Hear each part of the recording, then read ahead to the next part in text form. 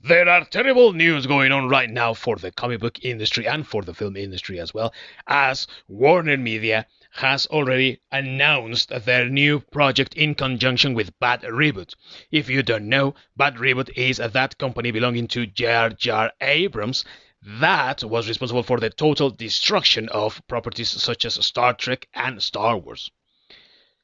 And the news broke out in a report by Deadline Hollywood that both Warner Media and J.J. Abrams' Bad Reboot have hired Ta-Nehisi Coates to write the new Superman movie.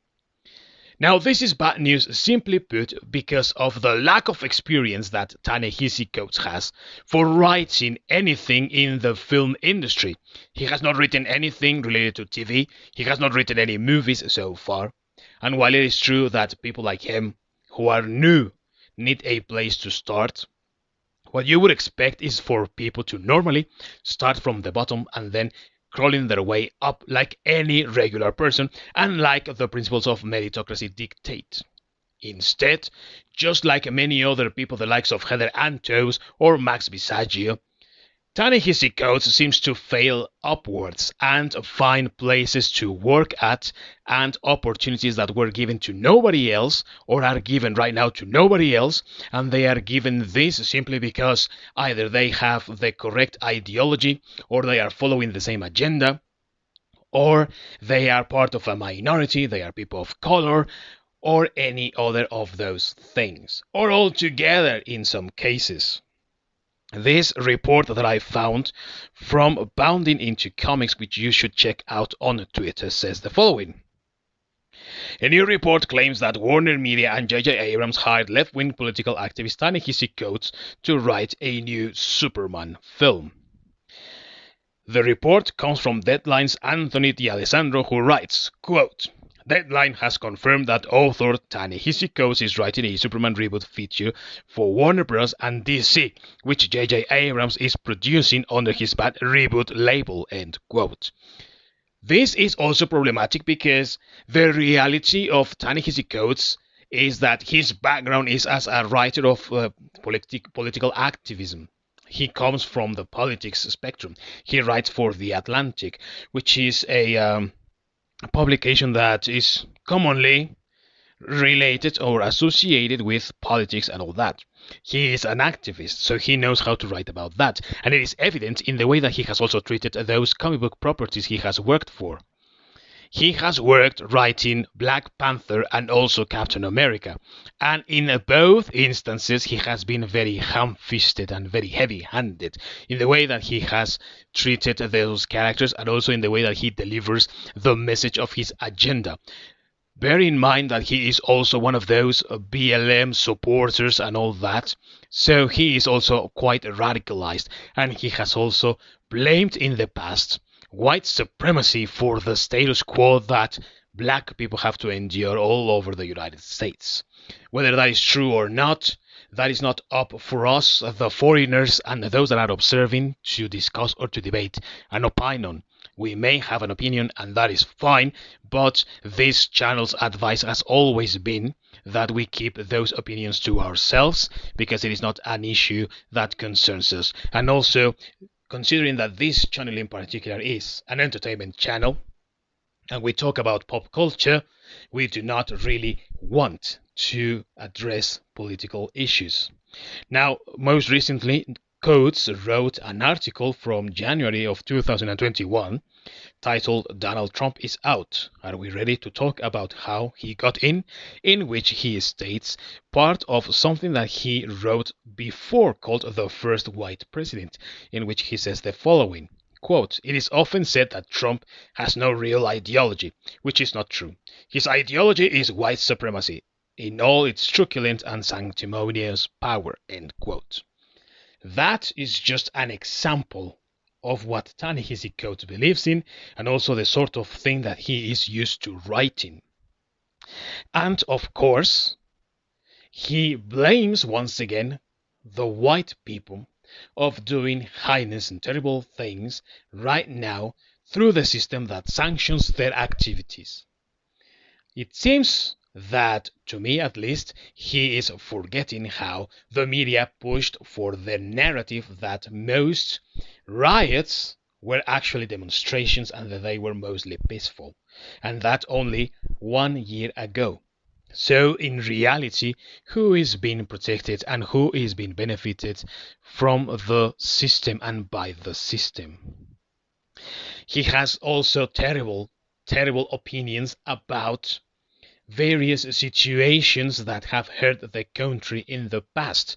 He has talked about a white America syndicate, and he has also talked about 9/11 in a very despicable way, which is something that the article from Boundary to Comics is referring to in the following paragraph. Quote, he also writes about the firefighters and police officers attempting to save people in the aftermath of the terrorist attack on September the 11th. Coates wrote, quote, they were not human to me, black, white, or whatever. They were menaces of nature. They were the fire, the comet, the storm, which could, with no justification, shatter my body. End quote. Such things are what inform his writing as well of comic books, and anyone who has read Black Panther or Captain America could tell you how heinous sometimes his attitudes are.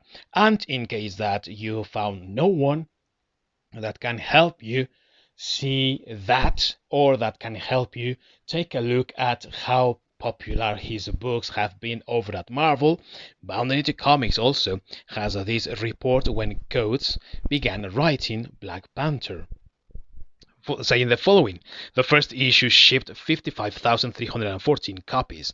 However, by the book's 12th issue, Marvel was only shipping 37,612 copies, and by January 2018, the book was only shipping 21,321 copies. A significant drop and a very dramatic fall for a character that in 2018 was quite popular following Black Panther's release as a feature film in February of that year. Quite telling, don't you think? Now, the situation also with how he handles characters comes from the fact that he belittled and somehow humiliated as well Captain America. And if you do not believe me, but also if you have no one to turn to or to confirm this information from Boundary to Comics once again. Not only are the sales bad, but Coates most definitely injects his radical politics into his writing. An example from his current run on Captain America sees a supposed friend of Steve Rogers give him a lecture on his privilege. Rogers' friend Song Jin-Jeong tells him, quote, you're a great guy, Steve, possibly the best, but you've never been denied a job because of who you are. Never had a neighbor think you were less of a person because of your skin color or been told to go back to your own country, end quote. No, they just told him that he was not fit to serve and help his country because of the polio, and pretty likely, like we saw in the movie Captain America the First Avenger and in also some other reinterpretations of Captain America's origin, we saw how he was belittled, dehumanized and humiliated by society at large for being too small, weak, sickly, and also because of his leg problem with the polio and all that.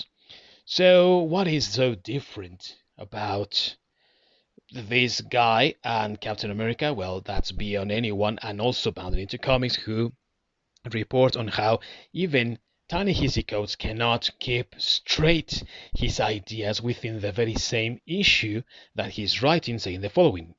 Not only does Rogers get lectured, but just a few pages later, Young's words to Captain America about his privilege are proved a lie. Rogers recounts the last time he met with Young and says, quote, I had just been through a difficult time, one of the toughest in my career. And he continued, I had been stripped of everything I held dear, and everything that I stood for was tainted. Maybe forever, end quote.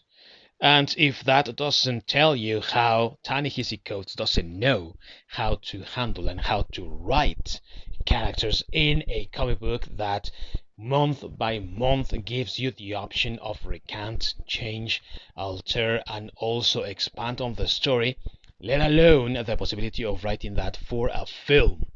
Now, of course, as any other major Hollywood production, pretty likely this Superman project is going to have lots of other writers also on tow, and perhaps the rewrites it will make this a better movie.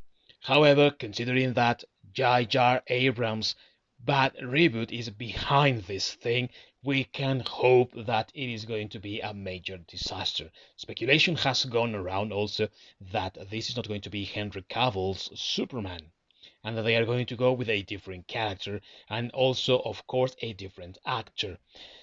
Some fear that they will have the same character, Clark Kent, but gender swap or race swap. I'm going more for the race swapping, considering first and foremost that something similar was pitched by a former Superman and Lois writer, and that's what got her fired in the first place by swapping the Kents, Jonathan and Martha Kent, which didn't happen apparently, or at least that's what I got out of the reports. Also, similar situations have taken place other times with other characters, and Ta-Nehisi Coates, being the extremist that he is, and also supportive of BLM and all those movements, of course he might be willing to find ways in which he can reinterpret Superman or Clark Kent as an African American character. The situation is not whether that happens or not. The situation is why not use, for example, people like Calvin Ellis. You see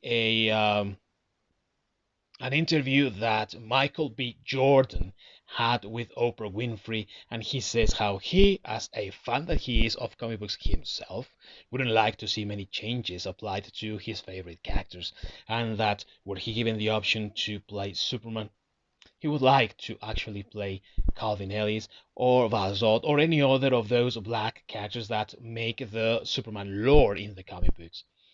You see how Oprah is trying to just push for that race swapping of the character, and you also see how she does not really know whatsoever of this character.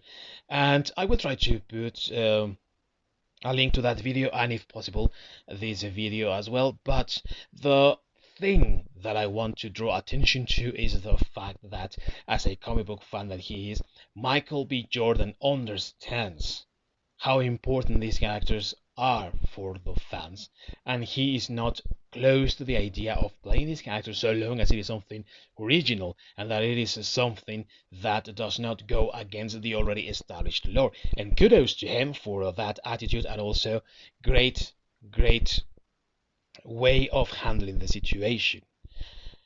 The problem, once again, is that combination of J.J. Abrams' Bad Reboot and the combination of an inexperienced writer in this matter. Okay, then again, I mention it once more. There are chances that this might get rewrites from other writers, not Coates himself, or also not him alone, so there is still chance and there is still hope that this might save face. We have to be honest that the possibilities are slim, but the possibilities still exist. Now, where there is also a lot, in my opinion, and for this Viking, a lot of fear and loss of hope is in what the article from Vanity Comics says as well about a producer attached to this project. The article says, Coates is joined on the project by producer Hannah Minghella.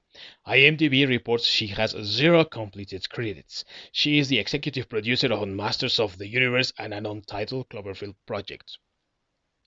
Masters of the Universe, as you know, was dropped by Sony, and now there is nothing confirmed about that project, at least as of the making of this video. So, with lots of inexperienced people on board, and with Bad Reboot's reputation and background destroying other franchises, those possibilities of this being something really good are even slimmer. But let me know your opinion down below in the comments. And if you have listened this long, I thank you for your continuous support. If you are already a subscriber, if you are new to this channel, I ask you to consider liking, sharing, and subscribing, and also commenting down below in the videos if you like what you heard. If you have a care also, please ring the bell for notifications and help us with the YouTube algorithm and stay relevant. And until next time, I hope everyone is doing okay. I hope to see you here on the next video.